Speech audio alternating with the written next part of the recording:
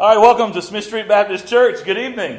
Good evening. Thank you, Ed. Tonight we'll go to Numbers 23 and continue on with the study of Balaam. And just a very quick recap, because it'll feel like we've already done that to those of you who've been in here in the sanctuary.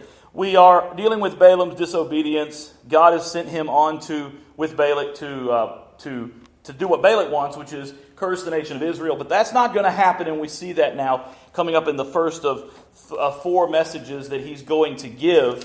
And those messages are blessings over Israel. So Numbers 23, chapter 23, 1 through 12 is where we're going to look tonight. And we have prayed, so let's begin tonight. The question I want to ask you as we start off, have you ever been in a job where you started and you loved it and things were going great? I mean, have you ever had that newness in a job? You really are excited. We'll call it the honey. In church life, pastor's life, we call it the honeymoon. We say that we've come to the church, we've pastored, and we're in the honeymoon. And the honeymoon has it doesn't have a definitive amount of time. It's different from each place to each place. Well, you also have that in your job. And the reason we call it the honeymoon is because there's bliss, everything's exciting, everybody loves you. Man, in the church, you come in and I don't know, maybe not seldom, but I'm sure it occurs, but it's not nearly, it's probably not nearly as bad as we might think it is. In the beginning, everybody's really nice. Everybody's excited. The church has a new pastor, and they're happy, and they want to get to know him. And if he's married and has family, they want to get to know them, and everybody's inviting him over and all that stuff, and they're loving him and all that great. And he loves the church. He loves the church. He loves the people. He's excited. He doesn't even know them, but everybody's Mr. So-and-so, Mrs. So-and-so, brother so-and-so, sister so-and-so, and everything is great. But then there comes a point where the honeymoon wears off. Now, that doesn't mean that everybody is bad or mean all of a sudden. But in the honeymoon period, it means, when the honeymoon wears off, it means that you get to see the negatives of other people, and they get to see the negatives of the pastor. So in a situation, and I'll keep it connected to ministry, but I do believe it applies to your jobs as well, to anything new, even to dating and marriage. And then you get married, and you're excited, and everything's great for a while. And then you get home off the honeymoon, and you realize, oh man, this person no longer lives down the road anymore. Now I got to keep him here at the house, or now I got to keep her at the house. And so all of a sudden, the honeymoon's over, and that was exciting, but now they're still there. And that might be good for a while. The honeymoon might last a little bit longer when you come home. Maybe you don't go on vacation or go on a honeymoon, so you kind of experience that at home in your house. But then you go in the bathroom and they left their stuff on the floor, and you're not used to that. You've been single, you're not used to that stuff thrown on the floor, and if it is, it's yours.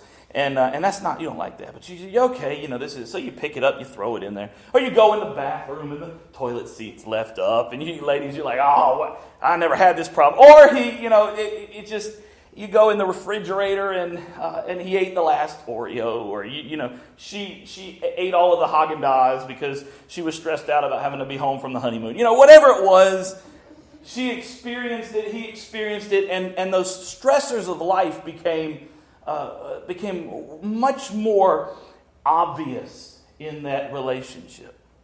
That's when the honeymoon's over. In the church, pastor setting, the pastor's relationship, and it's a sad situation, and I think it happens in marriages too now, a lot more than it used to.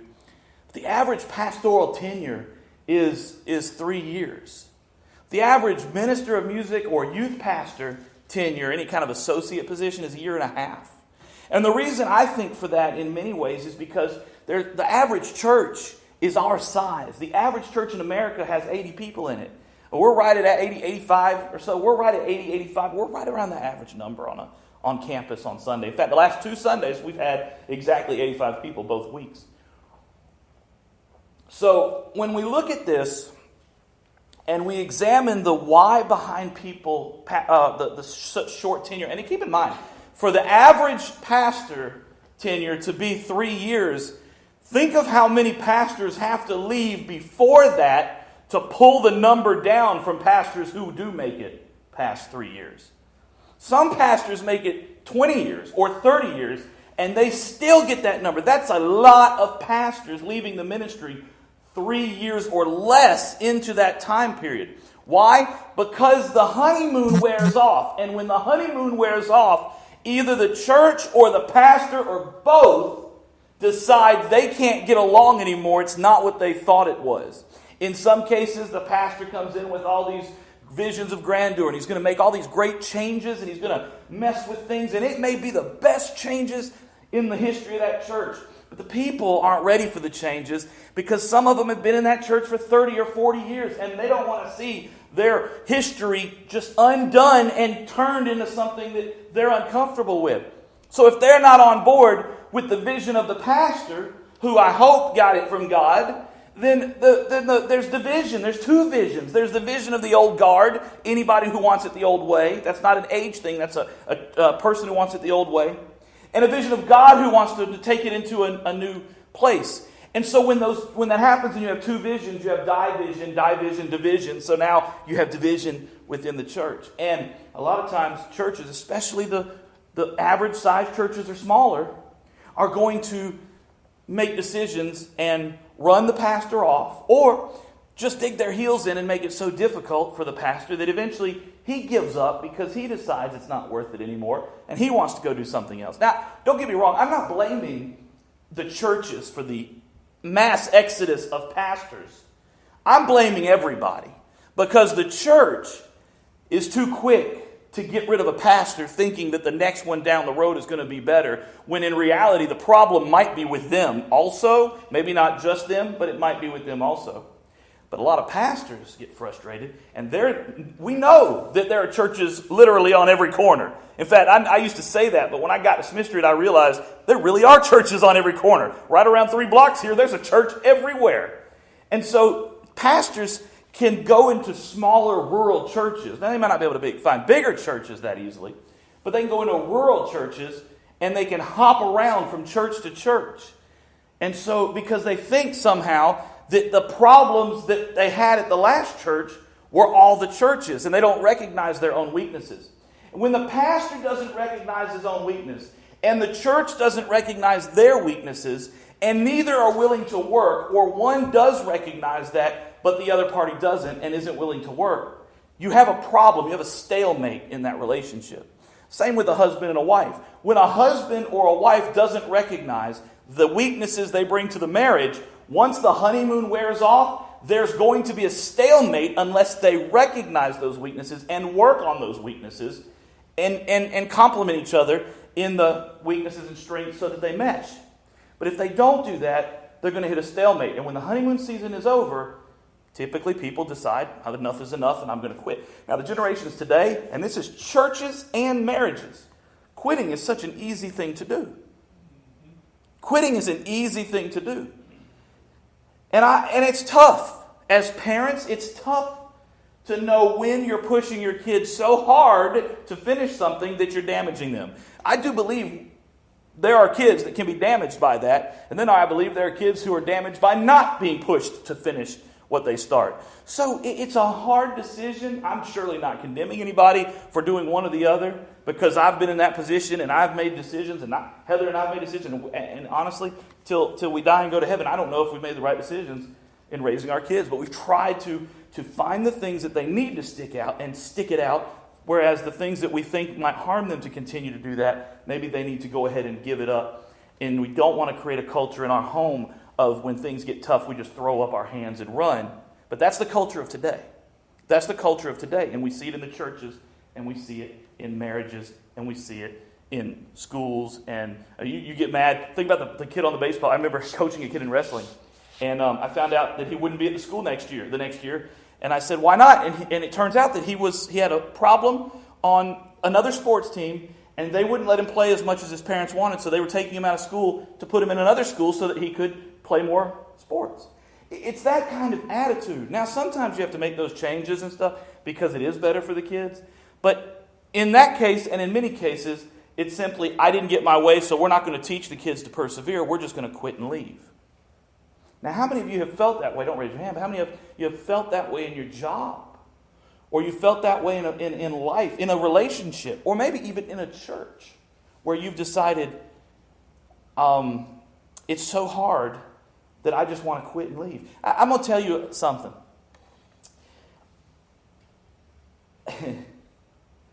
I told you yesterday, Ed, there's a joke goes around pastors. We quit on Mondays and we start back on Tuesdays. I told Ed, was it yesterday or was it was yesterday? It was Monday. I told Ed Monday, I said, I want to quit on Monday. Just had a lot of stuff on me. I said, I want to quit on Monday. I said, but I'll be back Tuesday. But I'm going to quit on Monday. But Tuesday wasn't much better. Today's been great.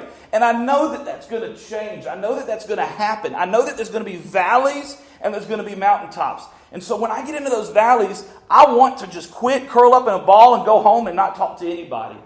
But I know that in spite of that, and I sometimes will share with people who are really close to me, man, I just want to quit today. Like if I say to my wife, she's like, yeah, but just make it till tomorrow. Make it till the next day because you know that it's going to get better. And let me tell you something. I've wanted to quit working here. I've wanted to quit at the radio station. I've wanted to quit my marriage. I've wanted to quit all kinds of stuff in the emotion because I get mad. Now some of y'all are like, Pastor wants to leave his wife. No, I'd be lost without her. I don't even know how to get home right now without her. I got to follow her home.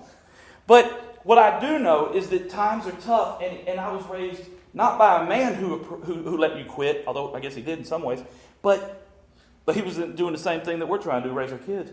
But in a society that has said it's okay to get mad, quit, and not work it out. And that's why marriages are having the problems they did. And what's that got to do with Balaam? Well, it actually has everything to do with Balaam.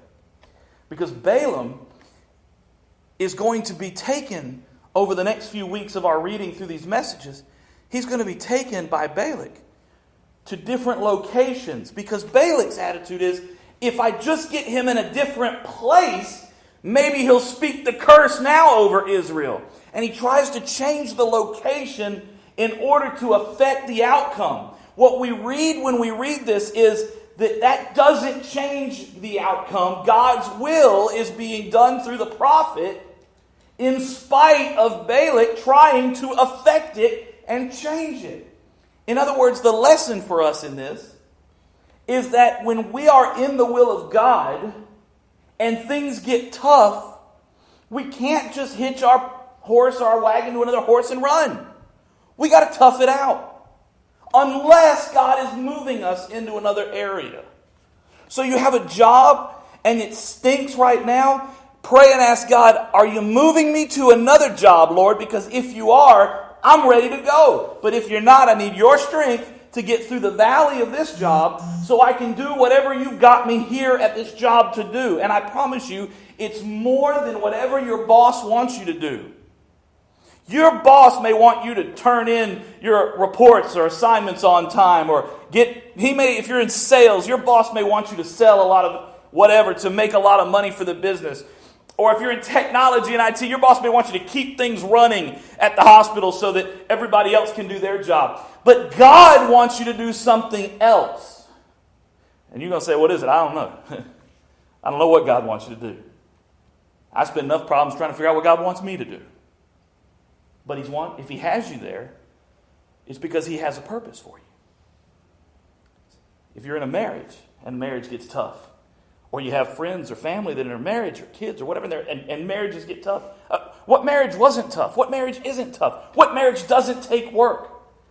I'll tell you what marriage. It's the marriage that exists after both people have died. There's no more work there. Otherwise, every marriage takes some amount of work. Is that right? How many of you have been married or are married would say marriage takes work? Right? Okay. So that's why, I didn't plan this, but I'm going to say it anyway. That's why you got to know that God is bringing you together before you walk into that holy union. Because once you do, it's got to be forever. Forget about the past. Forget about what you've done. And I know there's extenuating circumstances, and we don't have time to break down all those right now. And if you have questions about it, read your Bible or come ask me later. But if you are sure that the man you're supposed to be with and the woman you're supposed to be with, God has ordained and brought together, then that's forever till death do you part. That way when things get to, what if they have an affair? What if one of them cheats on me? That's horrible. That's horrible. And I would be glad to smack that person for you. Because that is some terrible stuff. But let me just go ahead and put everybody on warning here. It can happen to any of us. It can happen to any of us, and it doesn't matter how old we are. Because the devil's knocking on the door trying to destroy families. And if you think that getting out of one marriage and going into the next marriage with the crap that you had in that marriage it's just going to go away, you're wrong.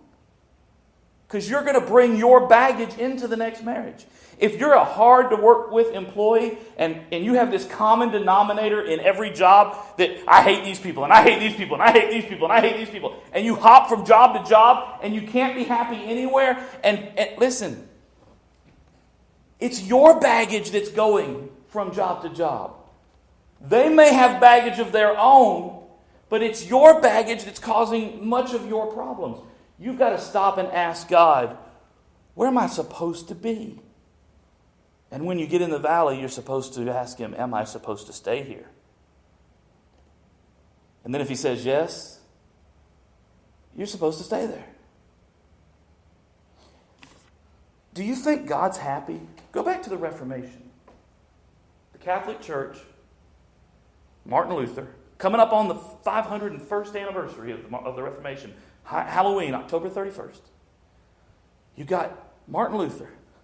Now, there was Reformation stuff going on before Luther, but he's the big one.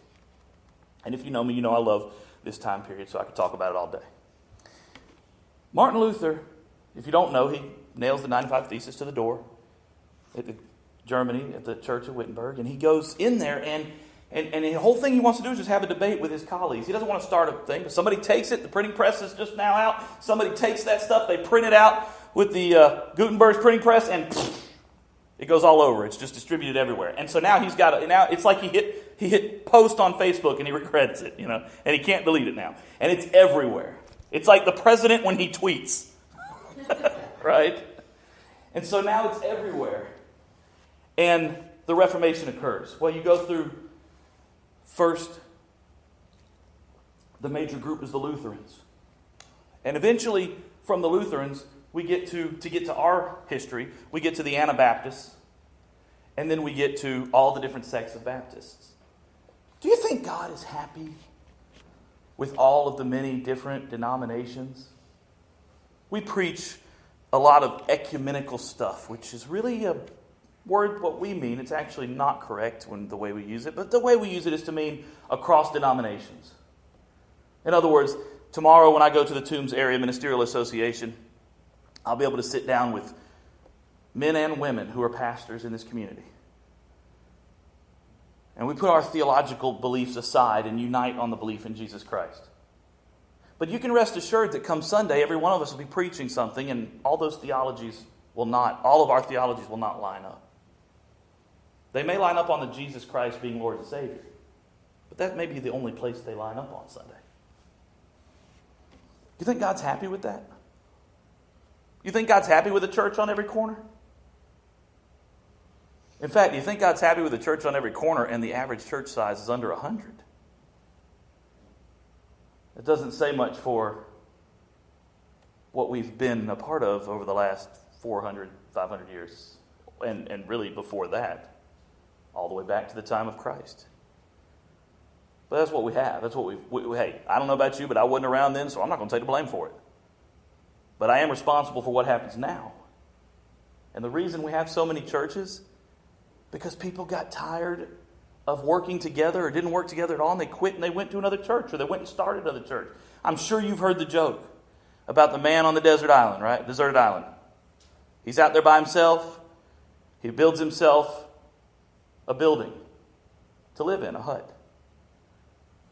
10 years goes by, and a rescue plane spots him, and they send help to him. And the boat pulls up after they send help, Coast Guard. The boat pulls up, and guy gets out off the boat and walks up to the man. The man's sitting there. He survived all this time, but he's got 3 huts now. And the guy says, well, you really kind of started your own little village here. What's this going on? And the man says, well, this first hut's my house. This is where I've lived ever since I, was marooned here on this island. The guy said, well, what's that second one? He said, that's my church. He goes, you have your own church? He goes, well, yeah, I wanted a place of worship. I was used to having a building like that, so I built a hut. That's my church. He goes, that's awesome. What's the third building for? He goes, that's where I used to go to church before we split. Right? But that's a sad truth, isn't it? It's a sad truth. Because we get... I'm going to tell you something. If a church is going... I know this sounds like I'm going down a rabbit trail, but I'm really not. If the church is going to split, or people are going to leave the church, what do you think the one thing that you should leave? Let's say you're all here, you're all members, or you're all at least regular attenders, and you've been here long enough to be known by each other. What's the one thing, I mean, other than like you move to a new area or something, but what's the one issue here in the church that you should leave over? What do you think? Theology. If the pastor's preaching theology that's wrong, false theology, the members of the church ought to be up in arms about it. How many people really leave churches over bad theology? I don't know, but I bet it ain't as many as leave because they got their feelings hurt, because nobody called them when they weren't there Sunday, or nobody complimented their chicken pot pie at the potluck supper. You know? You think about it. Ed, JD, Faye, Ed, Betty, Earl, you guys have been in this church. Mark, except you were a little feller, but you were still 4.5 feet tall at birth, but you guys have been in this church for a long time. You've had theological issues. Do you think more people have left this church since its inception over theology or over other stuff? Be honest. What do you think? Other stuff. What do you say? Other stuff, yeah. And so that should show you where our focus is wrong. And that's what happened here. And what gets me is this is not something we've just learned. This is something God gave us in His Word back in the Old Testament. We've had this since before Luther, since before Jesus. We've had this. And we still aren't learning from it.